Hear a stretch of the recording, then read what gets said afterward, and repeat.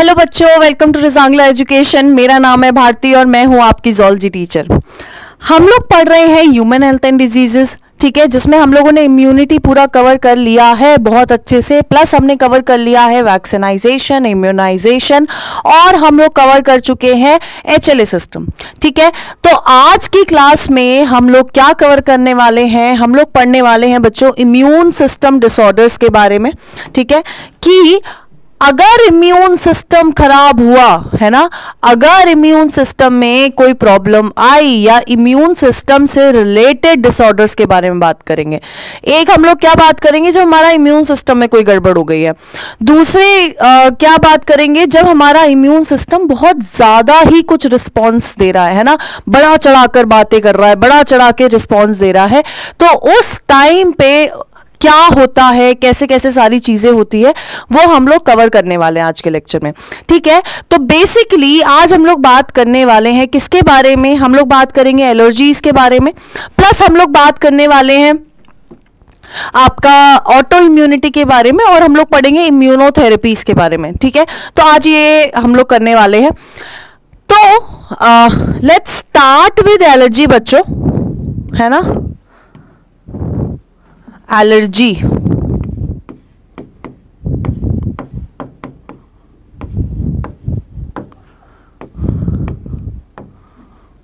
ठीक है।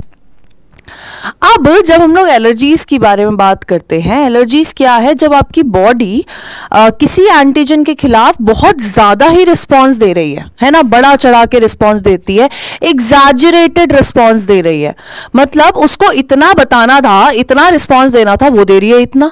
हाँ, सेम वैसे ही तरीके से जैसे आपके और आपके भाई बहन में, आपकी बहन में लड़ाई होती है और आपकी बहन या आप फिर बड़ा चढ़ा के अपने पापा मम्मी को बताते हो ताकि उसको मार पड़े, है ना। सेम वही एग्जैजरेटेड रिस्पॉन्स के बारे में बात कर रही हूं मैं। तो एलर्जी भी क्या करती है कि आया है, मतलब पैथोजन आया है, हमें पता है हमारी बॉडी को फाइट करना है, लेकिन ये क्या करेगी, एलर्जी के टाइम पे क्या होगा, जो हमारे सेल्स हैं जो इनके खिलाफ लड़ रहे हैं, वो एंटीबॉडीज जो मेजरली एलर्जिक रिएक्शंस में क्या करने जाती है, अगेंस्ट फाइट करने जाती है, उन एंटीबॉडीज क्या करती है, बहुत ज्यादा रिस्पॉन्स दे रही है। क्यों हो रहा है ऐसा, चलिए जान लेते हैं। सबसे पहले एलर्जी क्या है बच्चों, एलर्जी है आपका एग्जैजरेटेड रिस्पॉन्स।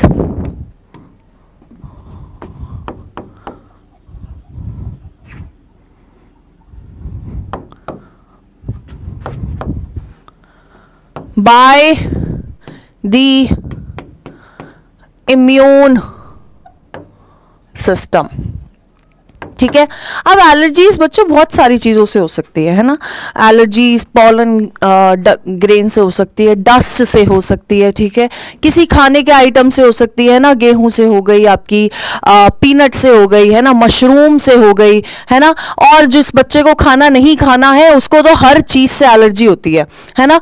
अब एलर्जी बहुत सारी चीजों से हो सकती है, मतलब ऐसा होता है ना कि जब एलर्जी हो रही है तो मान लो किसी को, किसी एक पर्सन को क्या है, सन से एलर्जी है, तो वो जैसे ही सन की रेस से उसकी बॉडी हिट करेगी ना, जैसे ही सन की रेज आके दूर से उसकी बॉडी पे टकराएगी, उसकी पूरी बॉडी एक अजीब सा रिस्पॉन्स शो करेगी, जिसमें उसकी बॉडी पे क्या हो जाएगी, रेडनेस हो जाएगी, छोटे छोटे बम्प्स आ जाएंगे, है ना, पिंपल से दाने दाने दाने दाने आ जाएंगे। तो ये बच्चों क्या हो रहा है, ये पूरा का पूरा एक एग्जैजरेटेड रिस्पॉन्स है जो हमारी बॉडी क्रिएट करती है। सेम फॉर एग्जाम्पल कि आपको नहीं पसंद है, या आपको एलर्जी किस चीज से है, आपको एलर्जी है मान लो गोभी से एलर्जी है, ठीक है, मान लो आपको एलर्जी किससे है, पीनट से एलर्जी है।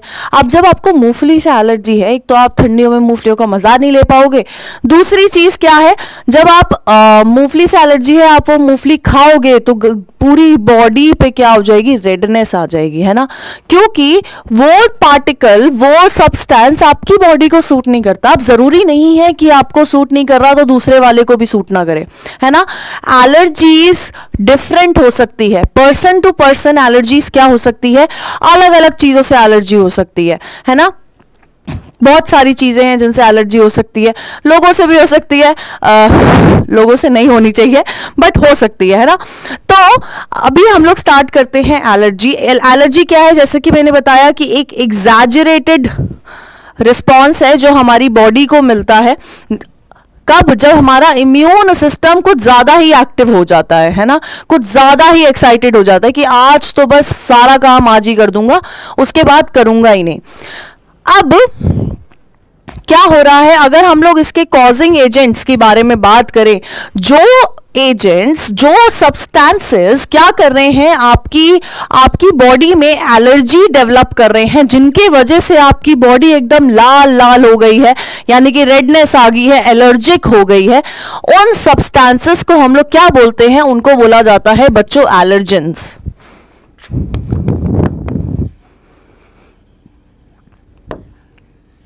क्या बोला जाता है, ये वो सब्सटेंसेस हैं एलर्जेंस जो क्या कर रहे हैं, जो एलर्जी कॉज कर रहे हैं।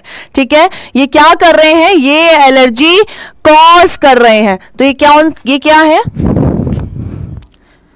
These are the substances which cause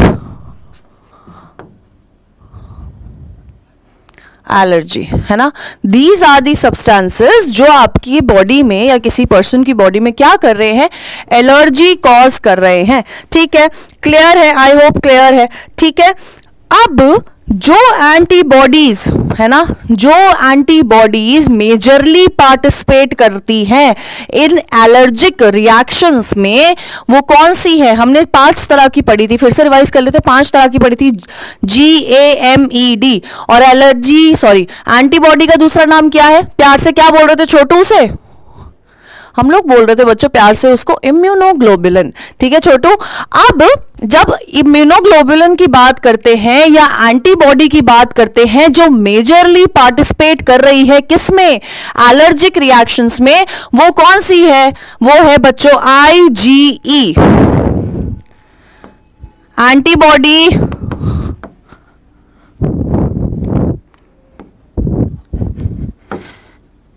that participates majorly is IgE, यानी कि IgE वाला इम्यूनोग्लोबुलिन क्या कर रहा है, मेजरली पार्टिसिपेट कर रहा है इस एलर्जिक रिएक्शन में। अब जब ये एलर्जिक रिएक्शन में पार्टिसिपेट करेगा, ठीक है, तो बेसिकली क्या होता है, मतलब बेसिकली क्या होता है, अगर आपको टिश्यूज वाला चैप्टर थोड़ा सा याद हो तो वहां पर हमने पढ़ा था एक सेल जिसका नाम था मास्ट सेल। क्या पढ़ा था हमने वहां पर, हमने पढ़ा था बच्चों वहां पे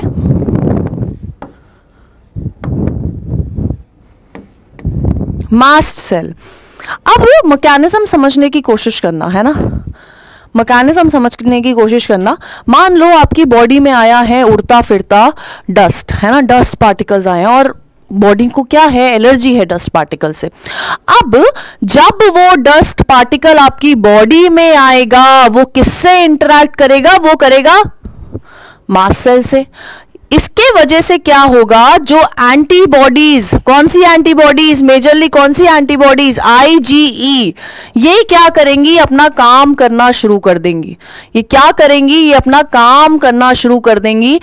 तो इनके ज्यादा वर्क करने से, इनके ओवर टाइम से, है ना, ओवर वर्क से क्या होगा, आपके मास्ट सेल पे क्या होगी, आपका मास्ट सेल फट जाएगा, है ना, साइटोलिटिक यहां पर डिवीजन होती है, आपका मास्ट सेल क्या करेगा, फट जाएगा, जिसके वजह से ये मास्ट सेल रिलीज करेगा 2 कंपोनेंट्स। एक है आपका हिस्टामीन, एक क्या है आपका हिस्टामीन, और दूसरा है सेरोटोनिन। ठीक है, अब ये जो हिस्टामिन और सेरोटोनिन है ना बच्चों, ये दोनों क्या कर रहे हैं, ये दोनों आपकी ये एलर्जीज कॉज कर रहे हैं। क्या कर रहे हैं, एलर्जी कॉज कर रहे हैं। ठीक है, तो सबसे पहले क्या हुआ, डस्ट पार्टिकल्स आई, है ना, घूमते घूमते मचलते मचलते एकदम डस्ट पार्टिकल आपकी बॉडी में एंटर करा, बॉडी को एलर्जी है, बॉडी ने क्या बोला, ली एंटीबॉडीज, एंटीबॉडीज के वजह से क्या हुआ, आपका जो मास्ट सेल था ये क्या हो गया, फट गया, जिसके वजह से क्या रिलीज हुआ है, जिसके वजह से रिलीज हुए हैं ये दो सब्सटेंसेस, हिस्टामीन और सेरोटोनिन। अब जब ये दोनों रिलीज होंगे, इनके वजह से क्या होगी, आपकी बॉडी में एलर्जिक रिएक्शन होगी, यानी कि वो सारे सिम्टम जैसे कि रेडनेस, स्नीजिंग, कफिंग, ये क्या होगा, ये सब होगा इन दोनों सब्सटेंसेस के वजह से। क्लियर है, क्लियर है, आई होप क्लियर है, ठीक है। अब हमने बात कर ली कि इन दोनों सब्सटेंसेस के वजह से हो रहा है, जब मास्ट सेल फट रहा है तो आपका हिस्टामिन और सेरोटोनिन क्या हो रहे हैं, रिलीज हो रहे हैं, ठीक है। अब मतलब हमारी बॉडी में तो बहुत सारी चीज आ रही है ना, हमारी बॉडी में यार बहुत सारी चीजें आ रही है, हम खा भी रहे हैं, है ना, डस्ट पार्टिकल्स भी आ रहे हैं, पैथोजन भी आ रहे हैं, तो डॉक्टर्स को कैसे पता चलता है कि हमें किस चीज से एलर्जी है? सोचो, मतलब सोचा है कभी कि डॉक्टर्स को कैसे पता चलता है कि हमें किस चीज से एलर्जी है? तो बच्चों ये पता करने के लिए डॉक्टर क्या करते हैं, आपको उसी कुएं में धकेल देते हैं जिसके वजह से आपको एलर्जी है। यानी कि वो क्या करते हैं, बेसिकली वो क्या करते हैं, वो जो बहुत ज्यादा, मतलब पहले तो आपके सिम्टम्स चेक करेंगे क्या क्या सिम्टम्स है, उसके बेसिस पे वो कुछ एलर्जेंस चूज करेंगे। क्या करेंगे, वो पहले सिम्टम चेक करेंगे, उसके बेसिस पे वो कुछ एलर्जेंस चूज करेंगे जो क्या है, जिसके मैक्सिमम चांसेस है किस चीज के, कि इसके वजह से ये एलर्जी कॉज हुई होगी। अब जैसे ही वो ये एलर्जेंस चूज करते हैं, ये एलर्जेंस क्या करेंगे, वो आपकी बॉडी में डाल देंगे, है ना। अब उसके बाद वो एलर्जेंस, कौन सा एलर्जन क्या रिएक्शन शो कर रहा है, वो स्टडी करते हैं, जिसके बाद वो बताते हैं कि आपको इन एक्चुअल किस चीज से एलर्जी है। तो डिटर्मिनेशन का प्रोसेस अगर मैं देखूं, डिटर्मिनेशन का प्रोसेस अगर मैं देखूं, तो फॉर डिटर्मिनेशन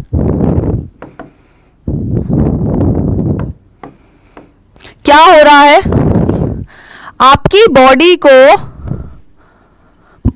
बॉडी में क्या डाले जा रहे हैं, एलर्जेंस।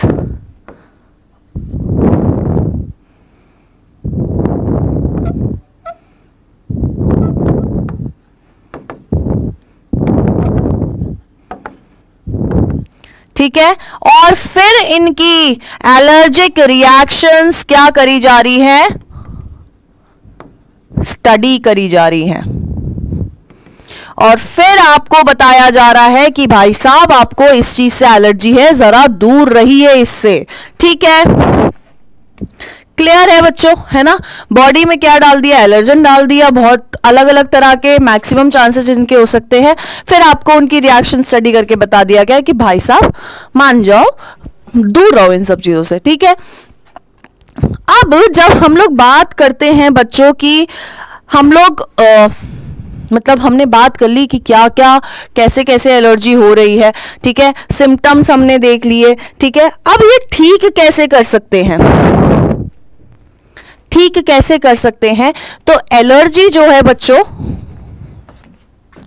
एलर्जी ठीक हो सकती है एंटी हिस्टामीन से, है ना। हिस्टामीन के वजह से क्या हो रही थी, एलर्जी हो रही थी, तो उसको रोकने के लिए हमने क्या करा है, हमने डाल दिया है एंटी हिस्टामीन। सेकेंड,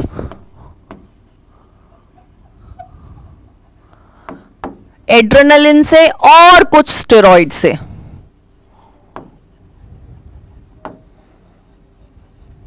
ठीक है। ये क्या है, ये वो है जिसके वजह से हम क्या कर सकते हैं, एलर्जीज को, एलर्जिक रिएक्शंस को बेसिकली क्या कर सकते हैं, रोक सकते हैं, ठीक है। क्लियर है, क्लियर है बच्चों, ठीक है। अब हमने सिम्टम्स एक बार मतलब बेसिकली बहुत बार बोल चुकी हूं, बट लिख लेते हैं ना। जब हम लोग सिम्टम्स के बारे में बात करते हैं तो सिम्टम्स में एक तो रेडनेस आ गया, स्नीजिंग आ गया, ठीक है, कफिंग आ गया, ठीक है, इसके बाद वाटरी आईज आ गई, ठीक है, ब्रीदिंग प्रॉब्लम आ गई। तो हर एलर्जी अपने साथ कुछ ना कुछ सिम्टम लेके आ रही है और उन सिम्टम को कैसे रिड्यूस करा जा सकता है, बाय यूजिंग दीज। ठीक है, अब हम लोग पढ़ेंगे, अभी हम लोगों ने बेसिक पढ़ लिया कि एलर्जी क्या होती है, कैसे हो रही है, सिम्टम्स क्या है और कैसे रोकी जा सकती है। करेक्ट है। अब हम लोग बात करेंगे किसके बारे में, कुछ टाइप ऑफ एलर्जीज के बारे में बात कर लेते हैं, कुछ टाइप ऑफ एलर्जीज के बारे में बात कर लेते हैं, मतलब एग्जाम्पल्स देख लेते हैं बेसिकली। ठीक है, तो सबसे पहला एग्जाम्पल है बच्चों,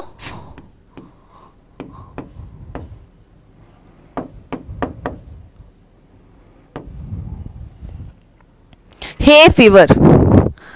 अब जब हम लोग हे फीवर की बात करते हैं तो ये वो हे फीवर है जो किसके वजह से हो रहा है, जो हो रहा है बच्चों आपके पोलन ग्रेन्स के वजह से। किसके वजह से हो रहा है, पोलन ग्रेन के वजह से हो रहा है। यानी कि आपकी बॉडी में जब पोलन ग्रेन आएगा तब आपको क्या होगा, तब चांसेस हो सकते हैं कि आपकी बॉडी में क्या हो जाए, किसके क्या हो जाए, हे फीवर वाली एलर्जी कॉज हो जाए। ठीक है, क्या हो जाए, कॉज हो जाए। ठीक है, अब किसके वजह से हो रहा है पहले देख लेते हैं, किसके वजह से हो रहा है। ये हो रहा है बच्चों पोलन ग्रेन की वजह से, है ना। यानी कि अगर हम इसका एलर्जन देखें, अगर मैं पूछूं इसका एलर्जन क्या है, तो इसका एलर्जन क्या है बच्चों, इसका एलर्जन है पोलन ग्रेन। यानी कि पोलन ग्रेन्स की वजह से किसी पर्सन में क्या हुआ है, एलर्जिक रिएक्शन हो गया है। तब हम लोग इसको, उस एलर्जिक रिएक्शन को क्या बोलेंगे, उस एलर्जी को क्या बोलेंगे, हम लोग बोलेंगे बच्चों हे फीवर। ठीक है, क्लियर है, ओके। अब इसके वजह से जब पोलन ग्रेन खाओगे तो है नहीं, है ना, खाओगे नहीं, है ना, कहां से, नाक से जा सकता है।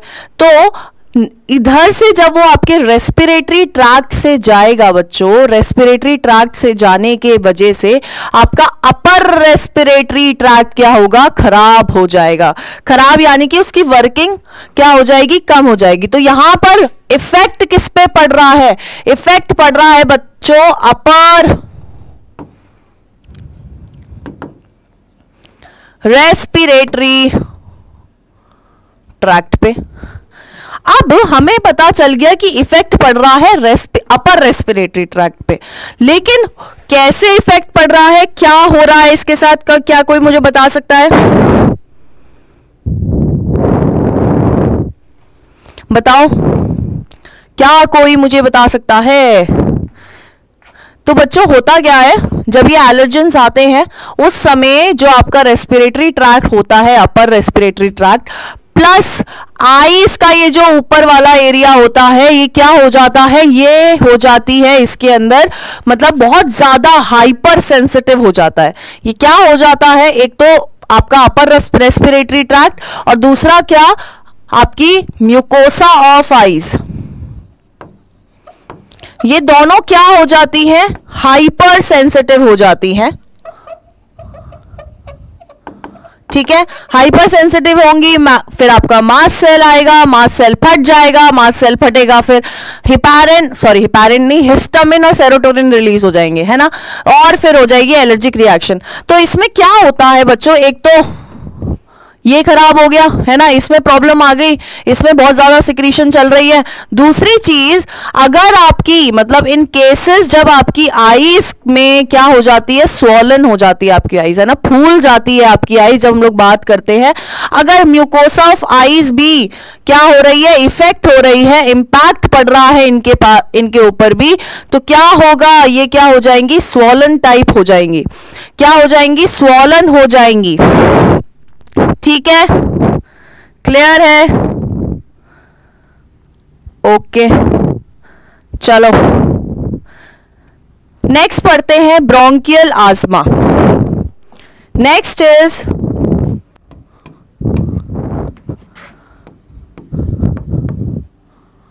Bronchial asthma. मैम बोल आसमा रही है, लिख अस्थमा रही है। तो बच्चों अस्थमा नहीं होता है, सबसे पहले तो ये क्या होता है, दिस इज आजमा, ठीक है। अस्थमा नहीं बोलेंगे, दिस इज आजमा, ठीक है। प्रोनाउंसिएट कैसे करते हैं, इसको प्रोनाउंसिएट करा जाता है एज आजमा, ठीक है। ओके, अब इसमें हो क्या रहा है, इसमें ना आपका लोअर रेस्पिरेटरी ट्रैक यानी कि बॉडी के अंदर क्या होता है,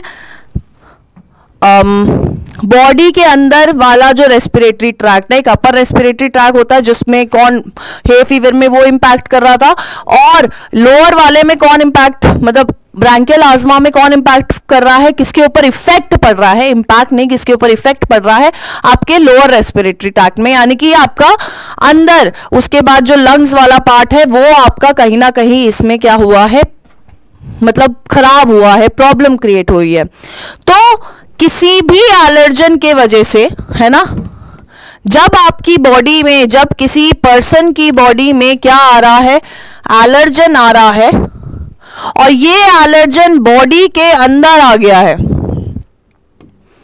ठीक है, बॉडी के अंदर आ गया है, तो ये किसको इंपैक्ट करेगा, सबसे पहले this impacts the lower respiratory tract. अब क्या कोई मुझे बताएगा कि लोअर रेस्पिरेटरी ट्रैक्ट में क्या क्या आता है, मतलब अपर और लोअर में, प्लीज बताओ, कमेंट्स में लिखो आप लोग कि अपर रेस्पिरेटरी ट्रैक्ट में और लोअर रेस्पिरेटरी ट्रैक्ट में क्या क्या आता है, कौन कौन से पार्ट जो हैं वो क्या होते हैं, अपर रेस्पिरेटरी ट्रैक्ट में है, और कौन कौन से लोअर रेस्पिरेटरी ट्रैक्ट में है, बताओ।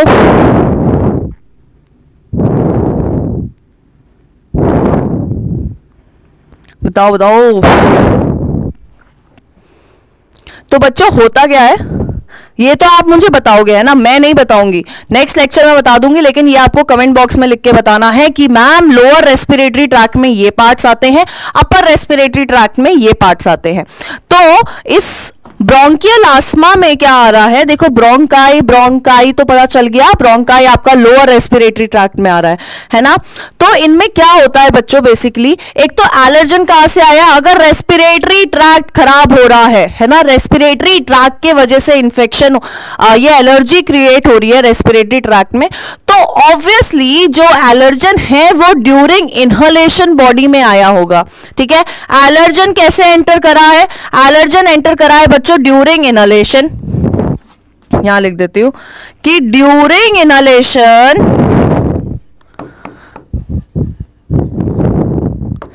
क्या हुआ, एलर्जन एंटर हुआ, ठीक है।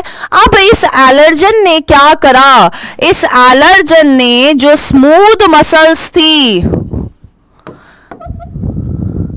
जो स्मूथ मसल्स थी किसकी, ब्रोंकाई की, उनको क्या करा, स्मूथ मसल्स ऑफ ब्रोंकाई को क्या किया बच्चों, उन्होंने स्पाज्म क्रिएट कर दिया, है ना, क्या किया, स्पाज्म क्रिएट कर दिया। स्मूथ मसल्स ऑफ ब्रोंकियोल्स में क्या करा इन्होंने, स्पाज्म कर दिया। अब क्या कोई मुझे मतलब बताएगा स्पाज्म का क्या होता है, सोचो, ये जो स्पाज्म वर्ड यूज करा है मैंने, क्या कोई मुझे इसका मतलब बताएगा, बोलो। तो बच्चों स्पाज्म क्या होता है, it is a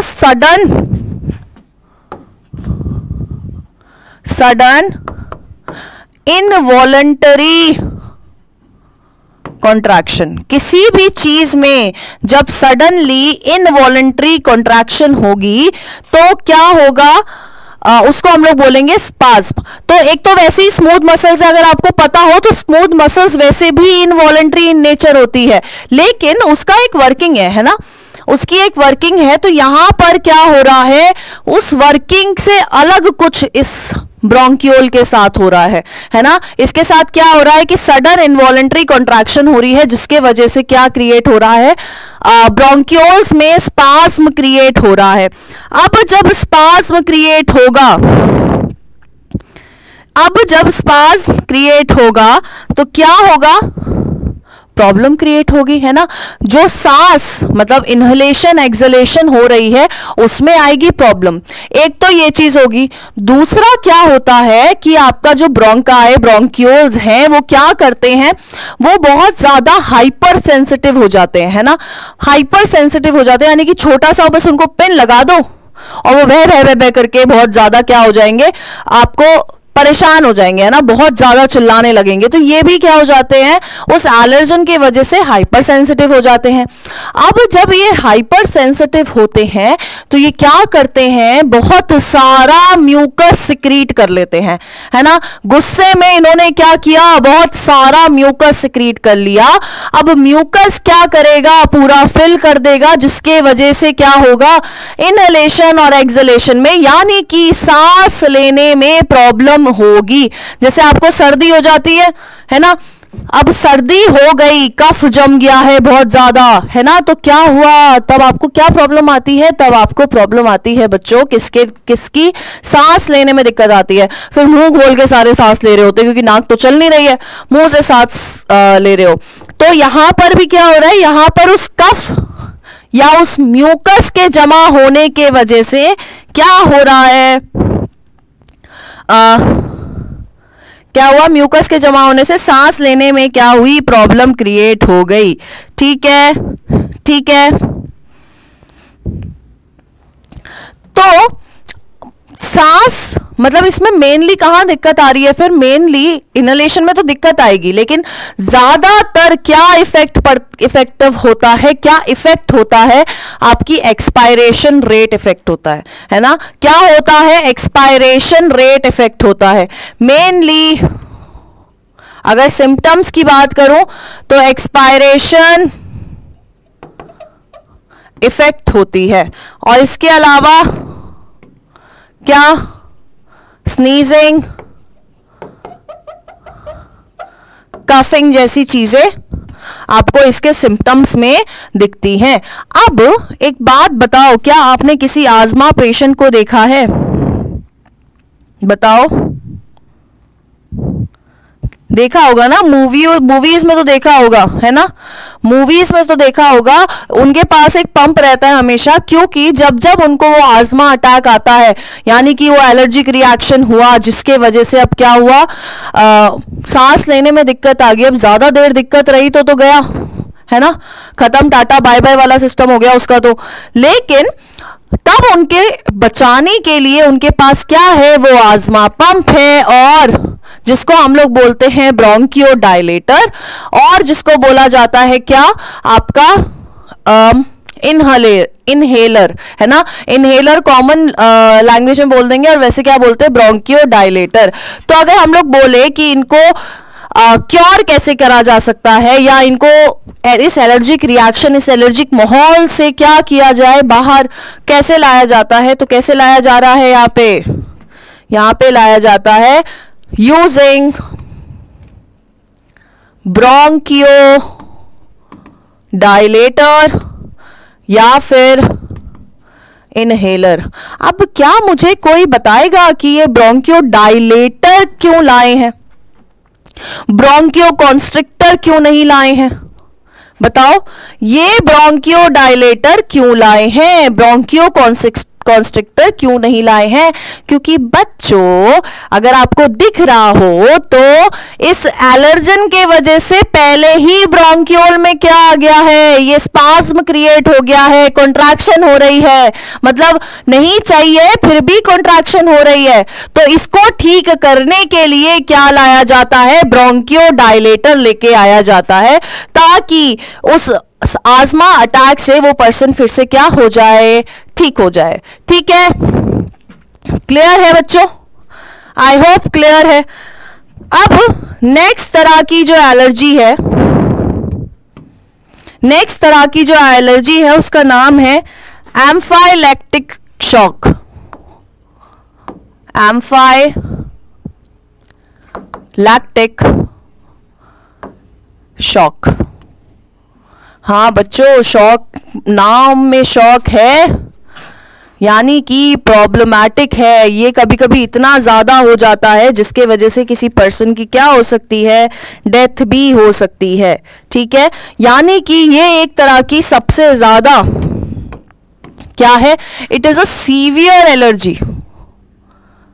severe allergy है बच्चों ये, यानी कि बहुत ज्यादा कभी कभी क्या कर सकती है, प्रॉब्लम क्रिएट कर सकती है, जिसके वजह से क्या हो सकती है, किसी पर्सन की डेथ भी हो सकती है। क्लियर है? ठीक है। अब ये सीवियर एलर्जी क्यों है, बाकी क्यों नहीं थे? क्योंकि बच्चों ये बेसिकली कब होती है, जब आपको किसी मेडिसिन, किसी दवाई, किसी एंटीबायोटिक के वजह से बॉडी में रिएक्शन हो जाता है। होता है ना, साइड इफेक्ट्स मेडिसिन के होते हैं। आप सोचो किसी दवाई के वजह से आपकी बॉडी में क्या हो रहा है, एलर्जिक रिएक्शन होता है ना। For example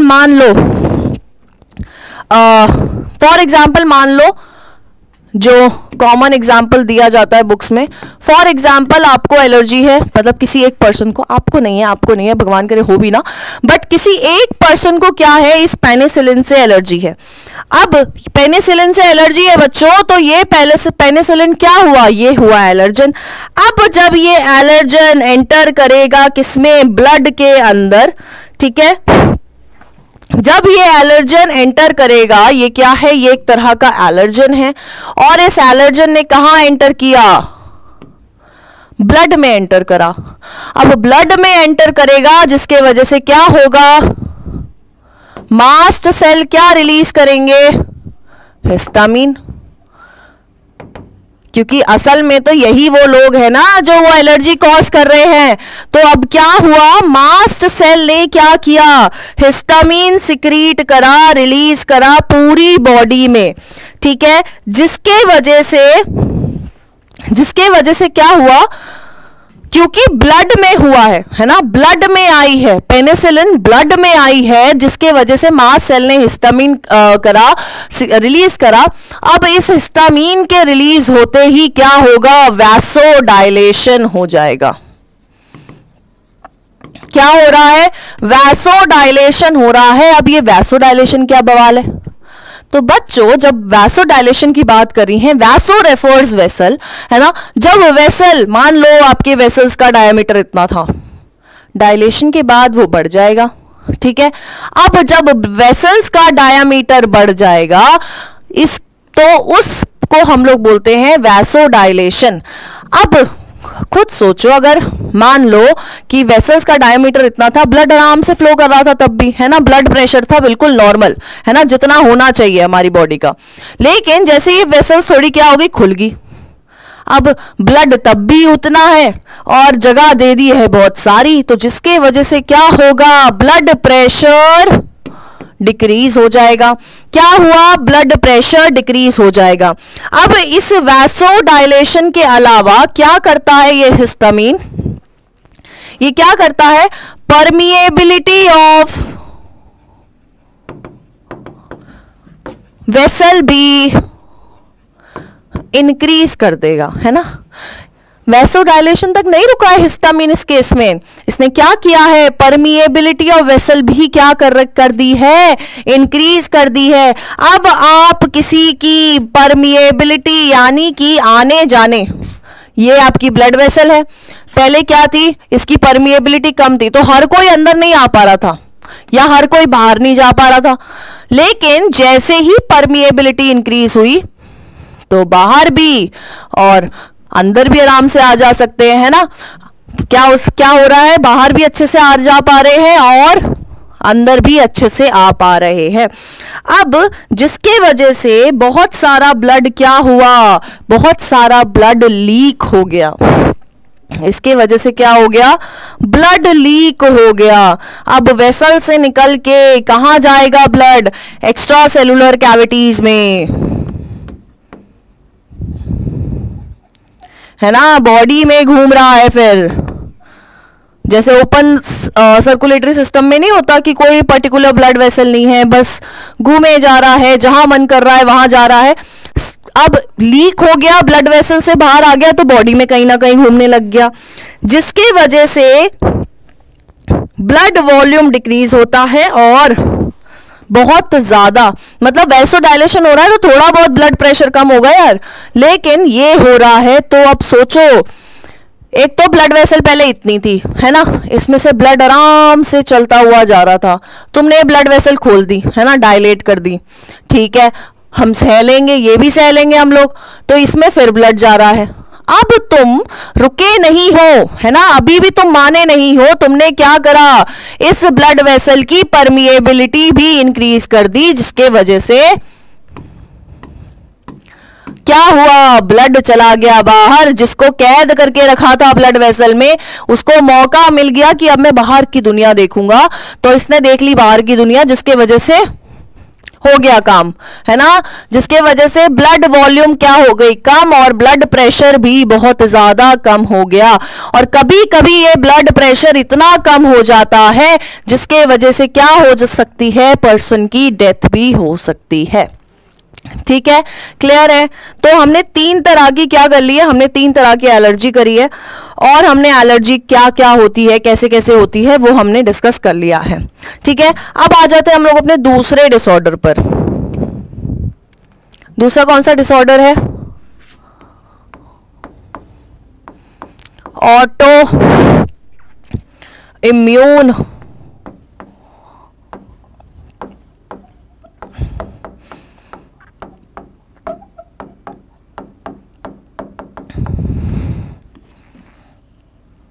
disorder.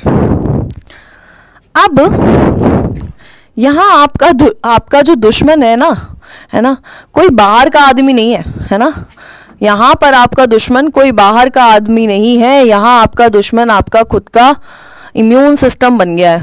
ठीक है, तो वो डायलॉग नहीं है जिसमें कौन, प्रियंका चोपड़ा बोलती है यार कि घाव तो अपने को चुभते हैं, परायों से क्या कुछ नहीं होता, है ना। तो यहाँ पर जो घाव है, जो प्रॉब्लम है, वो कौन कर रहा है, वो आपका ऑटो इम्यून डिसऑर्डर, यानी कि आपका खुद का इम्यून सिस्टम कर रहा है, दगाबाज है ये। ठीक है, अब कैसे कर रहा है वो समझ आ गया, कैसे कर रहा है, ये इम्यून सिस्टम हो जाता है गजनी, यानी कि एक तो हमारी इम्यून सिस्टम की क्या खासियत थी, हमारे इम्यून सिस्टम की खासियत थी यार कि हम लोग हमारा इम्यून सिस्टम हमारे हर बॉडी के सेल को बहुत अच्छे से जानता था, बहुत अच्छे से पहचानता था, मतलब अगर वो दूर से देख के बता देगा कि ये मेरा सेल है, मैं इसको कुछ नहीं करूंगा। अब यहां पर भाई साहब हो गए हैं गजनी होने की वजह से ये भूल ही जाते हैं, इनको पता ही नहीं चल रहा, ये डिफरेंशिएट ही नहीं कर पा रहे, किसको, अपने सेल्स को और पराये सेल्स को, है ना, फॉरेन पार्टिकल्स में से और अपने सेल्स में ये क्या नहीं कर पाते हैं, ये डिफरेंशिएट नहीं कर पाते हैं। ठीक है, क्लियर है। अब सोचो, है ना, इसके लिए तुम्हारा खुद का सेल, तुम्हारी बॉडी का सेल क्या हो गया है, दुश्मन हो गया है। अब इम्यून सिस्टम है ना, इसके लिए जो दुश्मन है उसकी अगेंस्ट तो एंटीबॉडीज बनाएगा ना, तो अब ये तुम्हारे खुद के बॉडी के सेल के लिए के अगेंस्ट एंटीबॉडीज बनाएगा। पहले उस सेल को बचा रहा था, अब उसी सेल को मार रहा है, धो रहा है अच्छे से। तो अगर मैं लिखूं तो क्या लिखूंगी, ऑटो इम्यून डिसऑर्डर क्या है, ये वो डिसऑर्डर है, क्या बोल रहे हो गजनी लिख दो, समझ आ जाएगा, ऐसे नहीं करना है यार, बोर्ड्स देने हैं, पेपर देने हैं, तो पूरा पूरा लिखो। ठीक है, ऑटो इम्यून डिसऑर्डर क्या है, when your immune system lose the ability to differentiate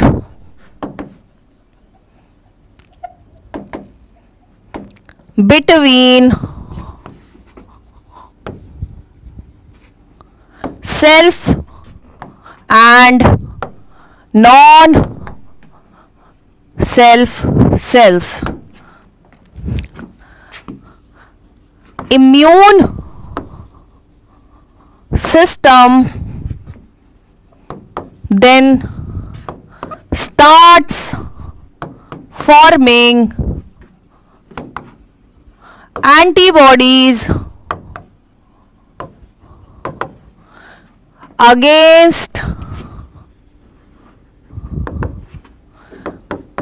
its own body cell। यानी कि बड़ा बढ़िया वाला गजनी हुआ है, खुद के सेल को भूल गया है। ठीक है, अब जब खुद के सेल को भूल गया है तो उसी के खिलाफ क्या कर रहा है, साजिश रच रहा है, एंटीबॉडी बना रहा है कि अब तो मार के रहूंगा, एक को भी नहीं छोड़ूंगा। ठीक है, समझ आ गया गाइस? आई होप समझ आ गया हो। ठीक है, ओके। अब ये हमने पढ़ी क्या, ऑटो इम्यूनिटी की क्या होती है, बस अभी इतना पढ़ा है कि क्या होती है। ये ऑटो इम्यूनिटी अगर हम लोग देखेंगे ना बच्चों, ये ऑटो इम्यूनिटी होती है दो तरह की। ठीक है, एक होती है ऑर्गन बेस्ड,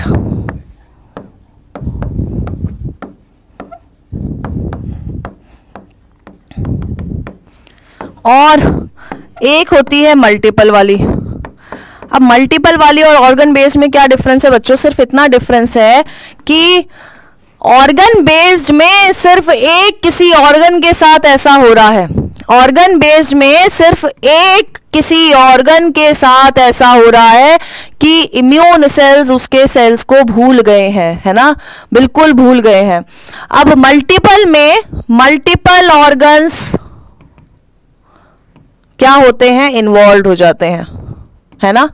क्या होता है, मल्टीपल ऑर्गन्स क्या हो गए, इन्वॉल्व हो गए in case of multiple auto immunity, है ना, जहां पर बहुत सारे ऑर्गन इन्वॉल्व है, यानी कि बहुत ज्यादा ही गजनी हो गया है हमारा इम्यून सिस्टम। ठीक है, क्लियर है?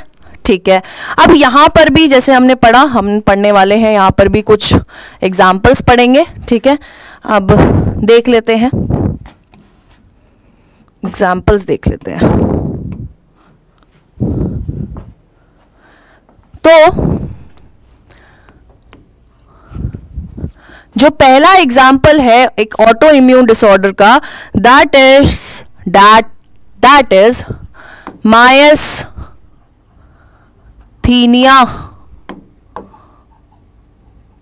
ग्रेविस। क्या पढ़ने वाले हैं हम लोग अभी, मायस्थीनिया ग्रेविस के बारे में पढ़ेंगे। अब एक तो चीज पता है कि इसमें क्या हुआ है, अपने इम्यून सेल्स क्या हो गए हैं, दूर हो गए हैं, पराये हो गए हैं हमसे। ठीक है, तो इसमें क्या होता है, हमारी बॉडी में क्या होगा, एंटीबॉडीज फॉर्म होंगी, लेकिन एक पर्टिकुलर चीज के अगेंस्ट यहां पर एंटीबॉडीज फॉर्म होती है। यहां पर किसके अगेंस्ट एंटीबॉडीज फॉर्म हो रही है बच्चों, यहां पर antibodies are formed against acetylcholine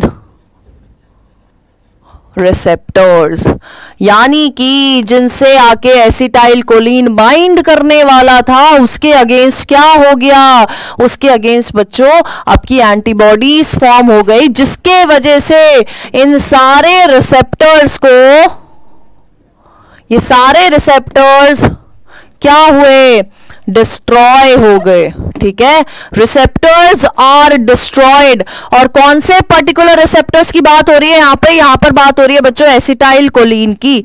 तो यहां पर क्या हुआ, रिसेप्टर्स क्या हो गए, डिस्ट्रॉय हो गए। ठीक है, जिसके वजह से क्या हुआ, मसल्स की मूवमेंट क्या हो गई ही, कम हो गई। और मसल्स फिर बाद में जाके, जैसी मूवमेंट कम होगी वैसी क्या होगी, मसल्स बाद में जाके डीजनरेट हो जाती हैं। क्या हो जाती हैं, डीजनरेट हो जाती हैं।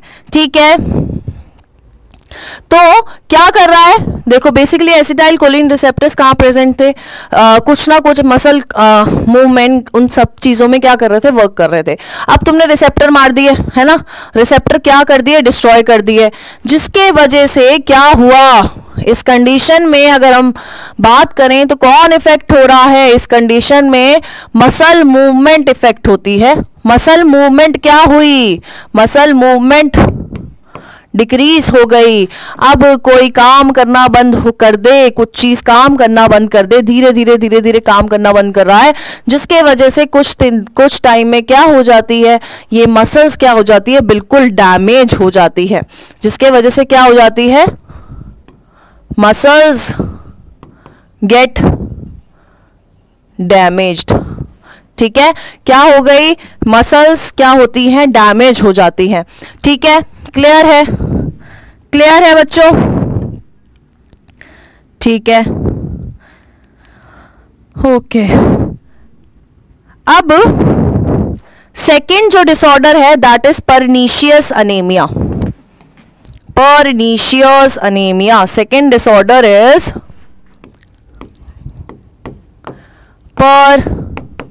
Pernicious anaemia. अब आपने सुना तो होगा, अनीमिया टर्म तो सुना होगा, परनीशियस तो चलो मैं बता दूंगी, लेकिन अगर आपने 11वीं करी है ना, अगर आपने 11वीं करी है तो अनीमिया सुना होगा। क्या होता है अनीमिया, जल्दी बताओ, क्या होता है अनीमिया, बताओ।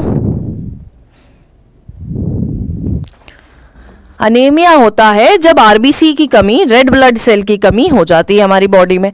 अब यहां कैसे अनीमिया हो रहा है, इसकी मतलब क्या हो रहा है, तो यहां पर एंटीबॉडीज तो बनेंगी। एंटीबॉडीज का किसके अगेंस्ट बनेंगी, इसके कैसल इंट्रिंसिक फैक्टर के against. Antibodies are formed against Castle intrinsic factor. अब बोलोगे ये क्या बता दिया मैम ने, ये कैसल इंट्रिंसिक फैक्टर क्या होता है, तो बच्चों जरा सा जाके डाइजेशन पढ़ लो, डाइजेशन में आपको सीआईएफ पता चलेगा। तो ये सीआईएफ क्या करता है, ये आपकी विटामिन बी12 को, अगर ये बिल्कुल ठीक है ना, कैसल इंट्रिंसिक फैक्टर के अगेंस्ट कुछ भी नहीं है, बढ़िया अपनी बॉडी में बढ़िया काम कर रहा है, तो इसका काम क्या है, ये विटामिन बी12 को क्या करता है, अब्सॉर्ब करने में हेल्प करता है, हमारी बॉडी में एब्सॉर्ब करने में क्या करेगा, हेल्प करेगा।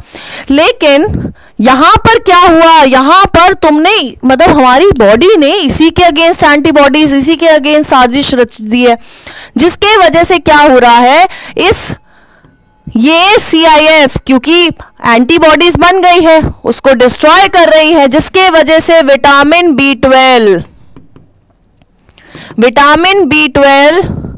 Will not gate absorbed. क्या हो रहा है, जिसके वजह से विटामिन बी12 एब्सॉर्ब नहीं होगा। अब मुझे ये बताओ फिर इसका आरबीसी से क्या लिंक्ड है, आरबीसी से लिंक्ड है क्योंकि ये हेल्प करता है in the formation of RBCs. तो जब विटामिन बी12 की कमी होगी तो आरबीसीज की कमी होती है बॉडी में, जिसके वजह से अब क्या होगा, फॉर्मेशन ऑफ आरबीसी क्या हो गई, डिक्रीज हो गई हमारी बॉडी में।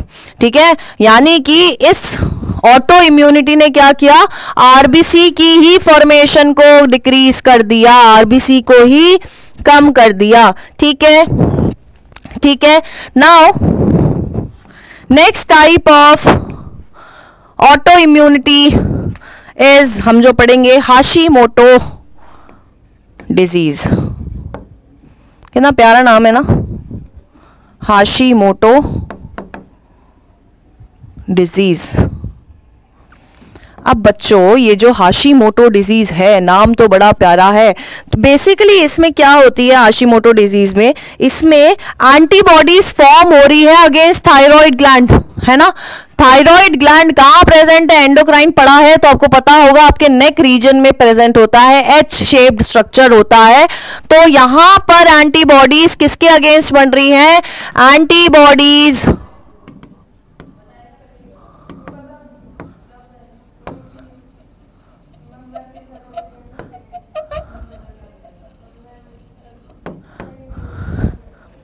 एंटीबॉडीज आर फॉर्म अगेंस्ट, किसके अगेंस्ट बन रही है, थायराइड ग्लैंड के अगेंस्ट बन रही हैं।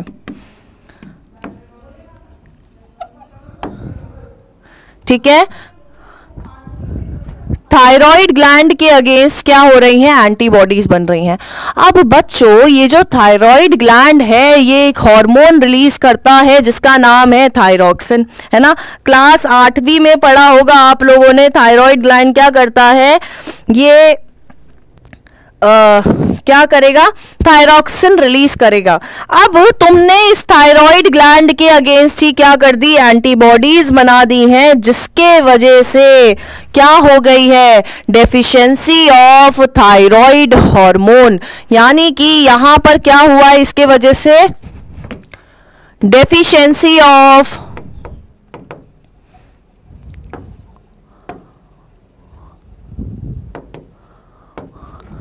थायराइड हार्मोन, और डेफिशिएंसी ऑफ थायराइड हार्मोन को हम लोग बोलते हैं हाइपोथायरॉइडिज्म।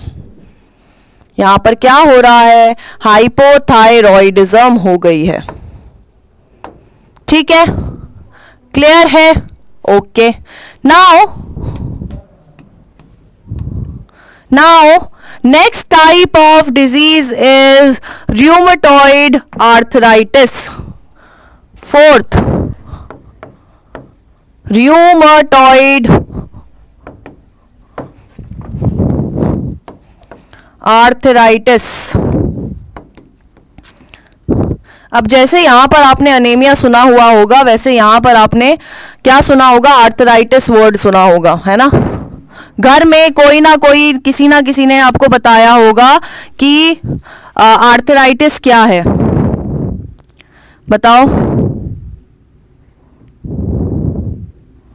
बताओ बताओ बताओ।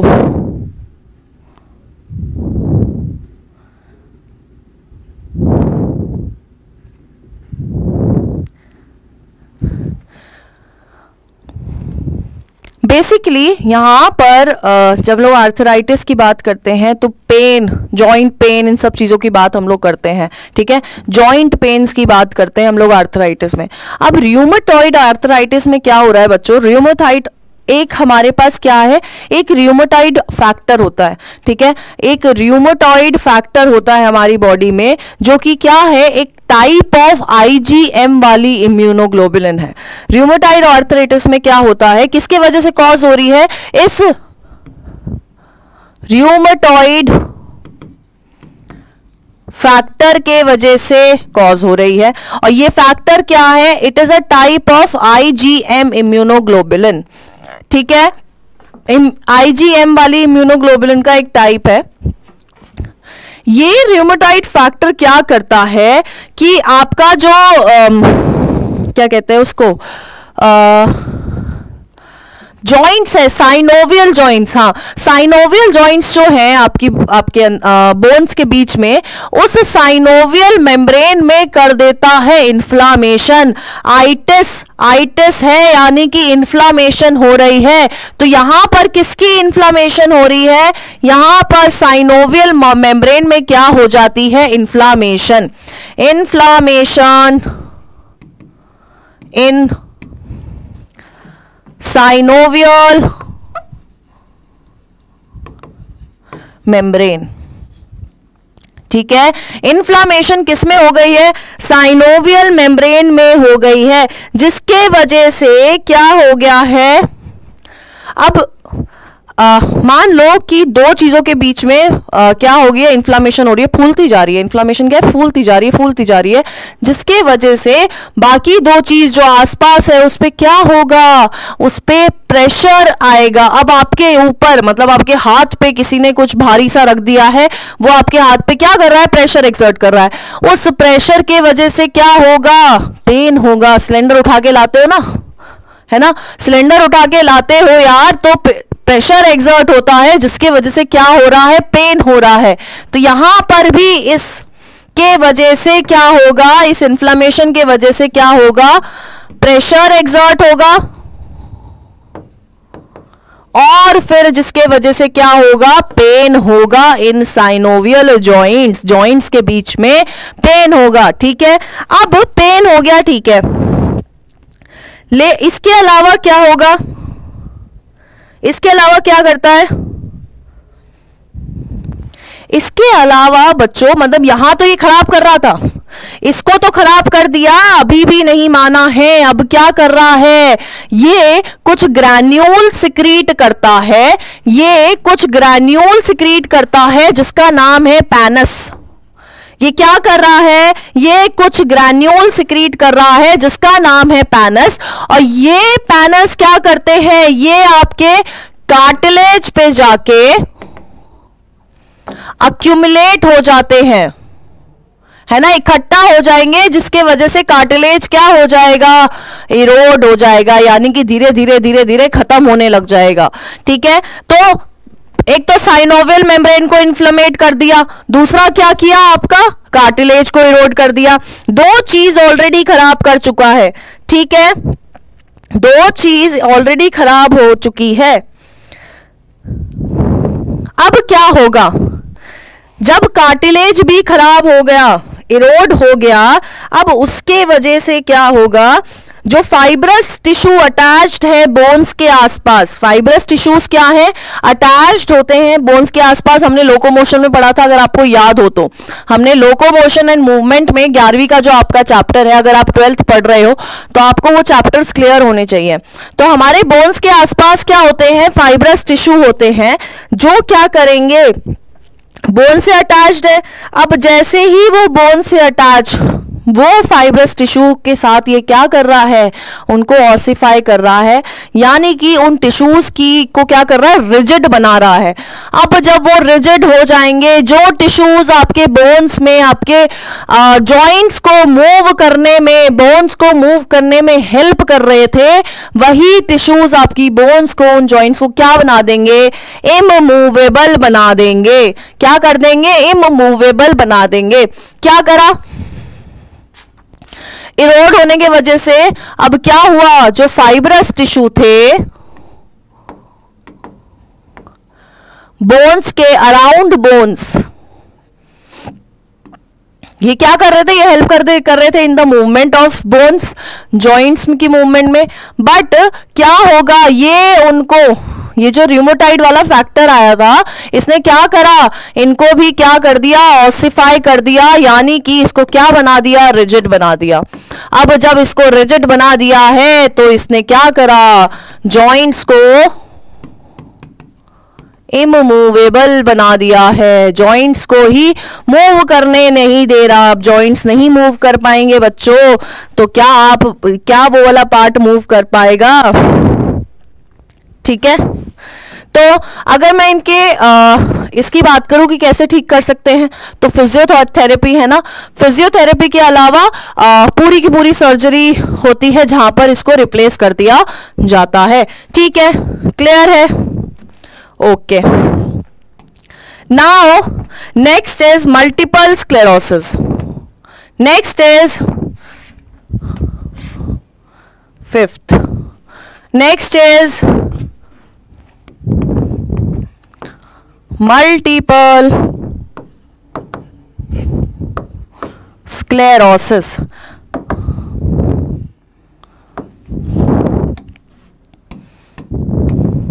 मल्टीपल स्क्लेरोसिस मल्टीपल वाली चीज में आएगी, जहां पर मल्टीपल चीजें खराब हो रही हैं। मल्टीपल स्क्लेरोसिस के टाइम पे क्या हो रहा है, ये एंटीबॉडीज फॉर्म कर देती है against the myelin sheath of nerve cells, जिसके वजह से क्या होता है, न्यूरोलॉजिकल डिसफंक्शनिंग हो जाती है। ये क्या कर रही है, ये सबसे पहले क्या कर रही है, ये नर्व सेल पे जो माइलिन शीट होती है, माइलिन शीट के अगेंस्ट क्या करेगी, एंटीबॉडीज फॉर्म कर देगी। Form antibodies against myelin sheath. ठीक है, माइलिन शीट याद है, अगर आपको न्यूरॉन का स्ट्रक्चर याद होगा,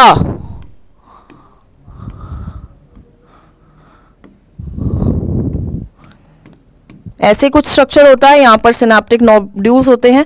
अब यहाँ पर कवर करती हुई एक शीट होती है myelin sheet, which is formed by Schwann cells. अब ये इस माइलिन शीट के अगेंस्ट इसने क्या कर दिया, इस माइलिन शीट के अगेंस्ट इसने एंटीबॉडीज हमारी इम्यून सिस्टम में क्रिएट कर दी। अब जब माइलिन शीट के अगेंस्ट एंटीबॉडीज क्रिएट होगी, जिसके वजह से ये क्या हो जाएंगी, ये हो जाएंगी डिस्ट्रॉय। अब जब माइलिन शीट डिस्ट्रॉय होगी तो क्या होगा, डिसफंक्शनिंग होगी। किसमें, न्यूरोलॉजिकल डिसफंक्शनिंग हो जाएगी। और आपको एक चीज बताऊं, मतलब एक फैक्ट की बात बताऊं, कि आपकी जो बॉडी में जिस न्यूरॉन के पास माइलिन शीट है ना, वो न्यूरॉन क्या है, ज्यादा जल्दी सिग्नल ट्रांसमिट करता है as compare to the neuron जिसके पास माइलिन शीट नहीं है। क्योंकि नॉन माइलिनेटेड, माइलिनेटेड दोनों टाइप ऑफ न्यूरॉन हमारी बॉडी में प्रेजेंट होते हैं, लेकिन ज्यादा जल्दी सिग्नल ट्रांसमिशन कर रहा हो कौन कर रहा है, माइलिन शीट वाला। अब सोचो, है ना, सोचो, मान लो कि वही जो न्यूरॉन आपके हाथ तक सिग्नल लेके जा रहा है, लेके आ रहा है और लेके जा रहा है, वो इन एक्चुअल माइलिनेटेड है, मान लो, है ना, अजम्पशन बता रही हूं मैं आपको। अब ये हो गया है ना। अब सिग्नल तो भैया क्या हो रहा है, मतलब ये हो गया, स्क्लेरोसिस होगी जिसके वजह से वो माइलिन शीट हट गई। मान लो अभी वो सिग्नल बिल्कुल ऐसे करके आ रहा था और जा रहा था, अब वो थोड़ा धीरे जाएगा क्योंकि माइलिन शीट हट गई है ना। तो अब आपने गर्म तवे पे हाथ रख दिया है, अब आप उसके ऊपर रख के बैठे हो, क्योंकि सिग्नल नहीं आएगा जब तक आप हटाओगे नहीं। मतलब ऐसा होता नहीं है, बट सोचो अगर ऐसा होने लग गया तो आपका तो हाथ जल जाएगा, कुत्ते पीछे पड़े तो आप उधर खड़े ही रह जाओगे, तो बहुत सारी चीजें हो जाएगी। तो यहां पर क्या हो रहा है, यहां पर हो रहा है बच्चों न्यूरोलॉजिकल डिसफंक्शन। ठीक है, क्लियर है, ओके। तो ये कुछ डिसऑर्डर्स थे, ये कुछ डिसीज थी जो हम लोगों ने करे। इसके बाद ना कुछ इम्यूनो डेफिशिएंसी डिसऑर्डर्स रह गए, फॉर एग्जांपल स्किड रह गया है, एड्स वगैरह रह गया है। इसके साथ साथ हम लोग करेंगे, ये करेंगे हम लोग कल की क्लास में, प्लस हम लोग कुछ डिजीजेस के बारे में हम लोग कल पढ़ेंगे। तो आज का थोड़ा सा रिवाइज कर लेते हैं यार।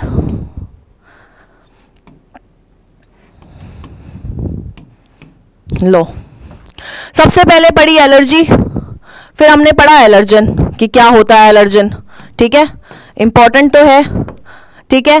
फिर हमने पढ़ा हिस्टामिन की वजह से हो रहा है, सेरोटोनिन की वजह से हो रहा है, और कौन सी एंटीबॉडी मेजरली कर रही है काम, पार्टिसिपेट, दैट इज आईजीई, ठीक है। वहीं पर फिर हमने क्या पढ़ा, सिम्टम्स पढ़े, ठीक है, हे फीवर, ब्रोंकियल आजमा, और हमने पढ़ा क्या, एम्फाइलेक्टिक शॉक, ठीक है, जो काफी क्या था, काफी ज्यादा सिवियर केस था ऑफ एलर्जी।